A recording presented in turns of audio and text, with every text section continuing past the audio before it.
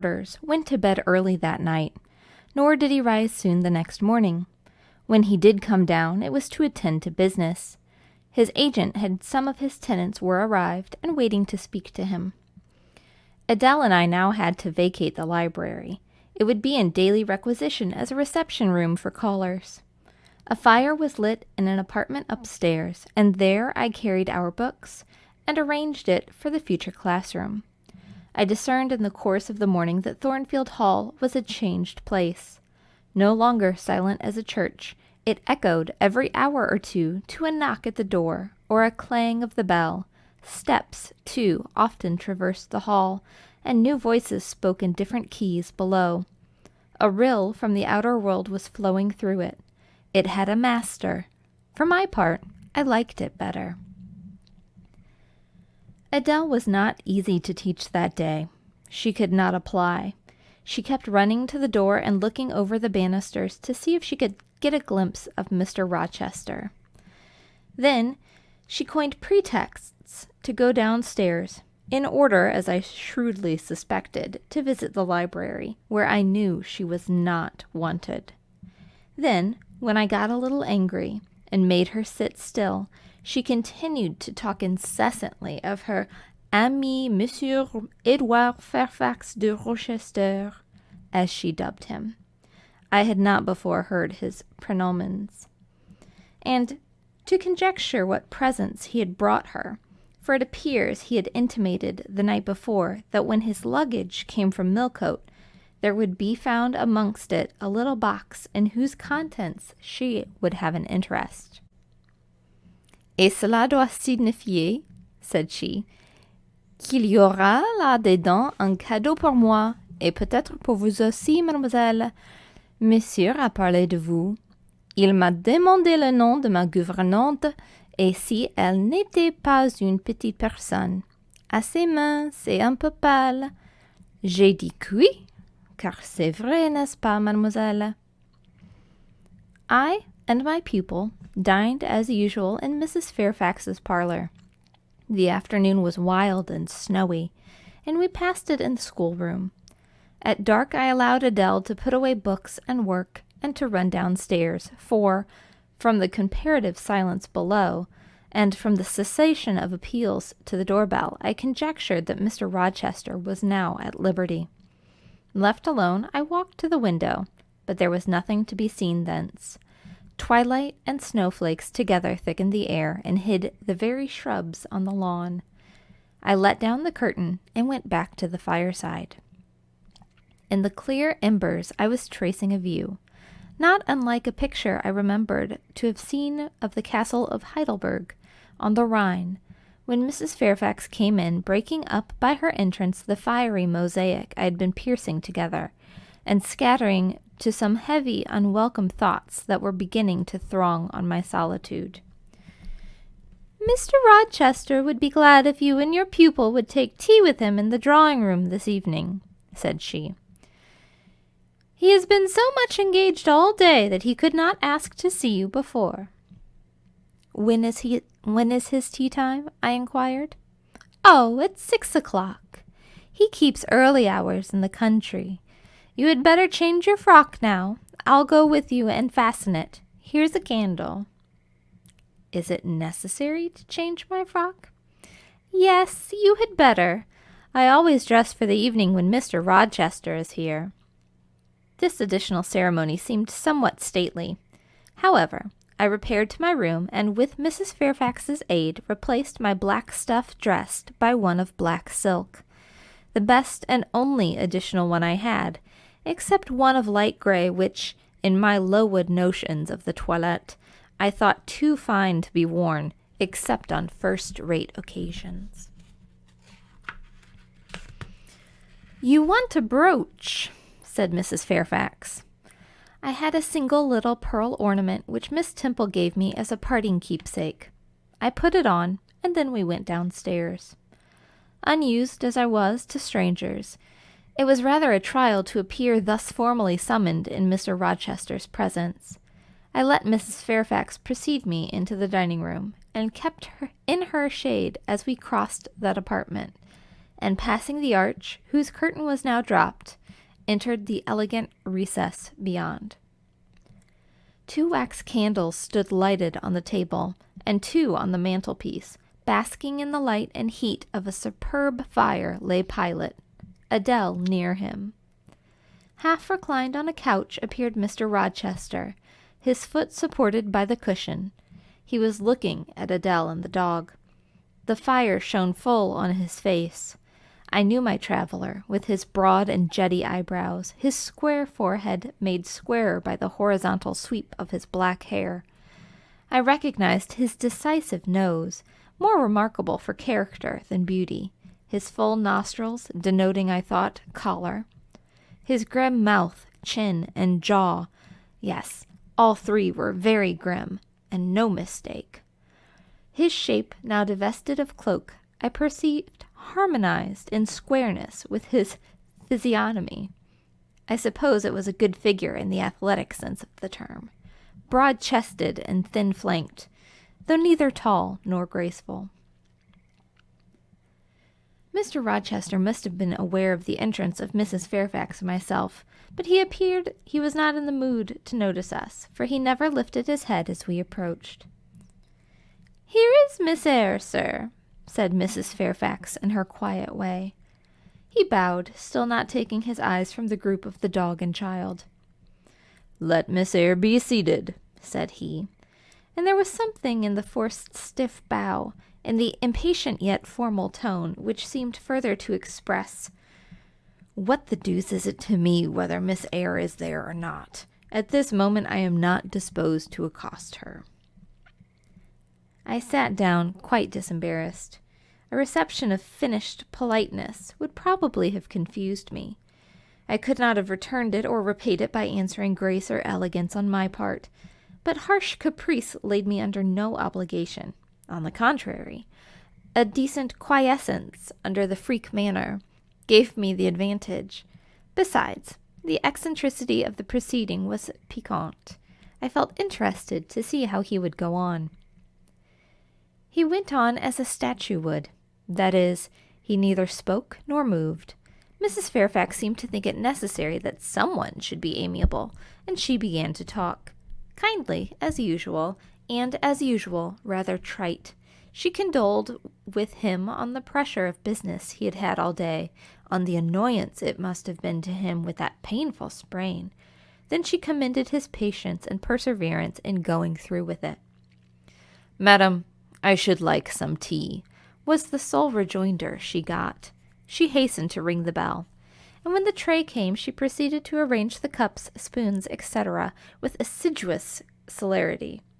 I and Adele went to the table, but the master did not leave his couch.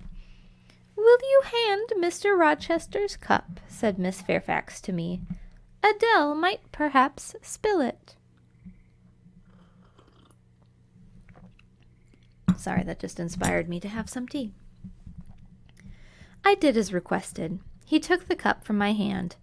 Adele, thinking the moment propitious for making a request in my favor, cried out, "N'est-ce pas, monsieur, qu'il y a un cadeau pour Mademoiselle Eyre dans votre petit coffre?" "Who talks of cadeau?" he said gruffly. "Do you expect a present, Miss Eyre? Are you fond of presents?" He searched my face with eyes that I saw were dark, irate, and piercing. "I hardly know, sir. I have little experience with them. They are generally thought pleasant things." "Generally thought? But what do you think?" "I should be obliged to take time, sir, before I could give you an answer worthy of your acceptance.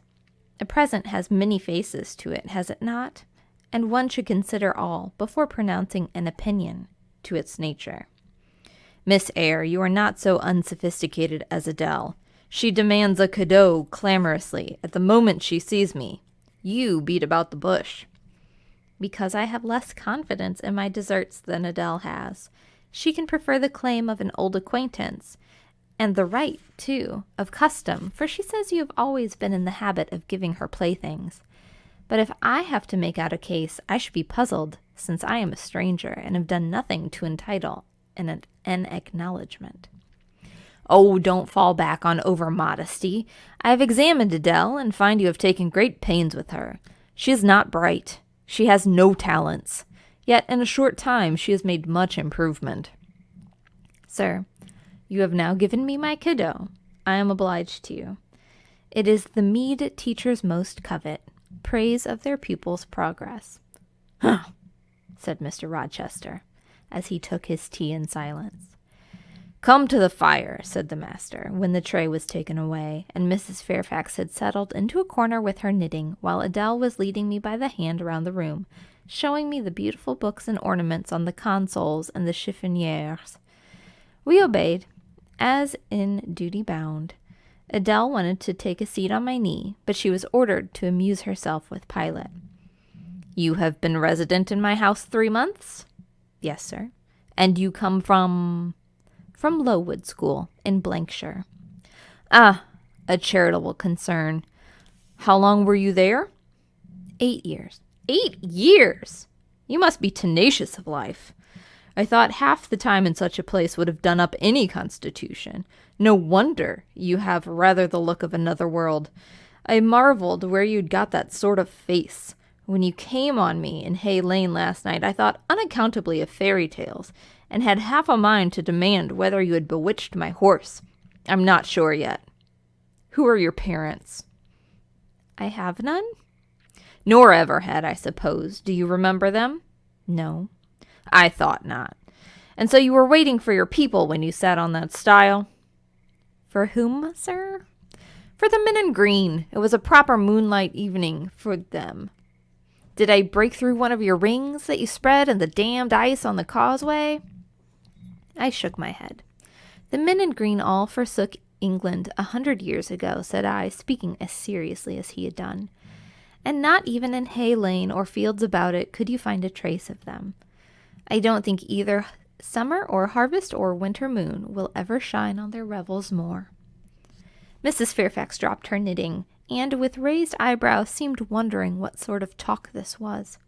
Well, resumed Mr. Rochester, if you disown parents, you must have some sort of kinsfolk. Uncles and aunts? No, none that I ever saw. And your home? I have none. Where do your brothers and sisters live? I have no brothers and sisters. Who recommended you to come here? I advertised, and Mrs. Fairfax answered my advertisement. Yes, said the good lady, who now knew what ground we were upon. I am daily thankful for the choice Providence led me to make. Miss Eyre has been an invaluable companion to me, and a kind and careful teacher to Adela. Don't trouble yourself to give her a character, returned Mr. Rochester. Eulogiums will not bias me. I shall judge for myself. She began by felling my horse. Sir? Said Mrs. Fairfax. I have her to thank for this sprain. The widow looked bewildered. Miss Eyre, have you ever lived in a town? No, sir. Have you seen much society? None but the pupils and teachers of Lowood, and now the inmates of Thornfield. Have you read much? Only such books that came in my way, and they have not been numerous or very learned. You have lived the life of a nun. No doubt you are well drilled in religious forms. Brocklehurst, who I understand directs Lowood, is a parson, is he not? Yes, sir. And you girls probably worshipped him, as a convent full of religieuses would worship their director. Oh, no. Oh, you are very cool. No? What? A novice not worship a priest? That sounds blasphemous. I disliked Mr. Brocklehurst, and I was not alone in the feeling. He is a harsh man, and at once pompous and meddling. He cut off our hair, and for economy's sake bought us bad needles and thread, with which we could hardly sew. That was a very false economy, remarked Mrs. Fairfax, who now again caught the drift of the dialogue. And was that the head and the front of all his offending? demanded Mr. Rochester. He starved us when he had the sole superintendence of the provision department, before the committee was appointed, and he bored us with long lectures once a week, and with evening readings from books of his own inditing, about sudden deaths and judgments, which made us afraid to go to bed. What age were you when you went to Lowood? About 10. And you stayed there 8 years? You are now then 18? I assented. Arithmetic, you see, is useful. Without its aid, I should hardly have been able to guess your age. It is a point difficult to fix where the features and countenance are at such variance as in your case. And now, what did you learn at Lowood? Can you play? A little. Of course, that is the established answer. Go to the library. I mean, if you please. Excuse my tone of command. I'm used to saying, do this, and it is done. I cannot alter my customary habits for one new inmate. Go then, into the library, take a candle with you, leave the door open, sit down to the piano, and play a tune. I departed, obeying his directions. Enough, he called out in a few minutes. You play a little, I see, like any other English schoolgirl. Perhaps rather better than some, but not well. I closed the piano and returned. Mr. Rochester continued. Adele showed me some sketches this morning, which she said were yours. I don't know whether they were entirely of your doing. Probably a master aided you? No, indeed, I interjected. Ah, that pricks pride. Well, fetch me your portfolio, if you can vouch for its contents being original. But don't pass your word unless you are certain. I can recognize patchwork. Then I will say nothing, and you shall judge for yourself, sir. I brought the portfolio from the library. Approach the table, said he, and I wheeled it to his couch.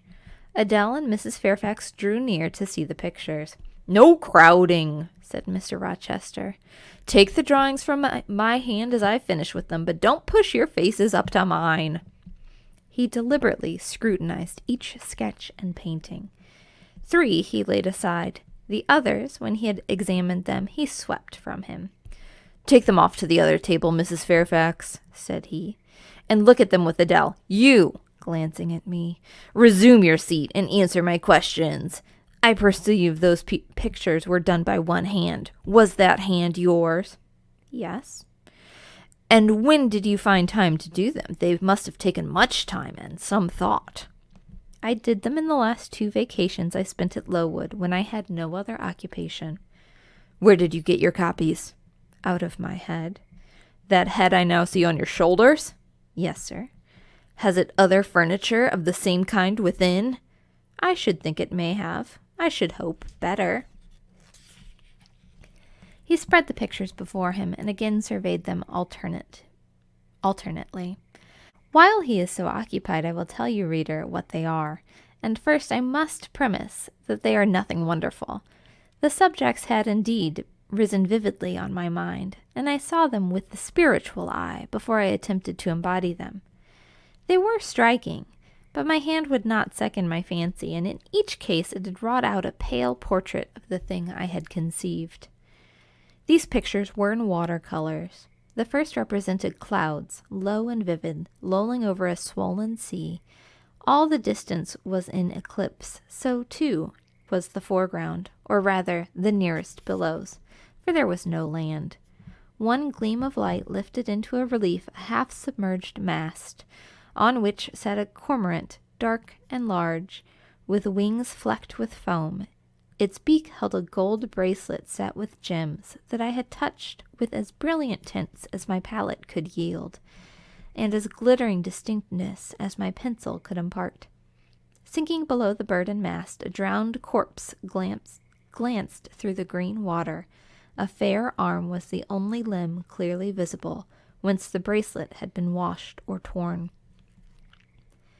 The second picture contained for foreground only the dim peak of a hill, with grass and some leaves slanting as if by a breeze. Beyond and above spread an expanse of sky, dark blue as at twilight. Rising into the sky was a woman's shape, to the bust, portrayed in tints as dusk as soft as I could combine. The dim forehead was crowned with a star. The lineaments below were seen as through the suffusion of vapor. The eyes shone dark and wild. The hair streamed shadowy, like a beamless cloud torn by storm or by electric travail. On the neck lay a pale reflection like moonlight. The same faint luster touched the train of thin clouds from which rose and bowed this vision of the evening star. The third showed the pinnacle of an iceberg piercing a polar winter sky. A muster of northern lights reared their dim lances, close serried along the horizon. Throwing these into distance, rose in the foreground a head, a colossal head, inclined towards the iceberg, and resting against it two thin hands, joined under the forehead and supporting it, drew up before the lower features a sable veil, a brow quite bloodless, white as bone, and an eye hollow and fixed, blank of meaning but for the glassiness of despair alone were visible. Above the temples, amidst wreath turban folds of black drapery, vague in its character and consistency as a cloud, gleamed a ring of white flame gemmed with sparkles of a more lurid tinge. This pale crescent was the likeness of a kingly crown. What it diademed was the shape which shape had none. "Were you happy when you painted these pictures?" asked Mr. Rochester presently. "I was absorbed, sir, yes, and I was happy. To paint them, in short, was to enjoy one of the keenest pleasures I had ever known." "That's not saying much. Your pleasures, by your own account, have been few, but I dare say you did exist in kind of an artist's dreamland while you were blent and arranged these strange tents. Did you sit at them long each day?" "I had nothing else to do, because it was the vacation, and I sat at them from morning till noon, and from noon till night. The length of the midsummer days favored my inclination to apply." "And you felt self-satisfied with the result of your ardent labors?" "Far from it. I was tormented by the contrast between my idea and my handiwork. In each case I imagined something I was quite powerless to realize." "Not quite. You've secured the shadow of your thought, but no more, probably. You had not enough of the artist's skill and science to give it full being. Yet the drawings are, for a schoolgirl, peculiar. As to the thoughts, they are elfish. These eyes in the evening star you must have seen in a dream. How could you make them look so clear, and yet not at all brilliant? For the planet above quells their rays. And what meaning is that in their solemn depth? And who taught you how to paint wind? There is a high gale in that sky, and on this hilltop. Where did you see Latmos? For that is Latmos. There, put those drawings away." I had scarce tied the strings of the portfolio, when, looking at his watch, he said abruptly, "It is 9 o'clock. What are you about, Miss Eyre, to let Adele sit up so long? Take her to bed." Adele went to kiss him before quitting the room. He endured the caress, but scarcely seemed to relish it more than Pilate would have done, nor so much. "I wish you all the good night now," said he, making a movement with a hand towards the door, in token that he was tired of our company and wished to dismiss us. Mrs. Fairfax folded up her knitting. I took my portfolio, we curtsied to him, received a frigid bow in return, and withdrew. "You said Mr. Rochester was not strikingly peculiar, Mrs. Fairfax," I observed when I rejoined her in her room after putting Adele to bed. "Well, is he?" "I think so. He's very changeful and abrupt." "True. No doubt he may appear so to a stranger. But I'm so accustomed to his manner I never think of it. And then, if he has peculiarities of temper, allowance should be made." "Why?" "Partly because it is his nature, and we none can help our nature, and partly because he has painful thoughts, no doubt to harass him, and to make his spirits unequal." "What about?" "Family troubles, for one thing." "But he has no family." "Not now, but he has had, or at least relatives. He lost his elder brother a few years since." "His elder brother?" "Yes, the present Mr. Rochester has not been very long in possession of the property, only about 9 years." "9 years is a tolerable time. Was he so very fond of his brother as to be still inconsolable for his loss?" "Why, no. Perhaps not. I believe there were some misunderstandings between them. Mr. Rowland Rochester was not quite just to Mr. Edward, and perhaps he prejudiced his father against him. The old gentleman was fond of money and anxious to keep the family estate together. He did not like to diminish the property by division, yet he was anxious that Mr. Edward should have wealth too, to keep up the consequence of the name, and soon after he was of age, some steps were taken that were not quite fair, and made a great deal of mischief. Old Mr. Rochester and Mr. Rowland combined to bring Mr. Edward into what he considered a painful position, for the sake of making his fortune. What the precise nature of that position was, I never clearly knew, but his spirit could not brook with what he had to suffer in it. He was not very forgiving. He broke with the family, and now for many years has led an unsettled kind of life. I don't think he's ever been resident at Thornfield for a fortnight together since the death of his brother, without a will, left him master of the estate, and indeed, no wonder he shuns the old place. Why should he shun it? Perhaps he thinks it's gloomy. The answer was evasive. I should have liked something clearer, but Mrs. Fairfax either could not or would not give me more explicit information of the origin and nature of Mr. Rochester's trials. She averred they were a mystery to herself, and that what she knew was chiefly from conjecture. It was evident, indeed, that she wished me to drop the subject, which I did accordingly. All right, guys, thanks for listening to Chapter 13. I hope you come back and enjoy Chapter 14. Have a good day.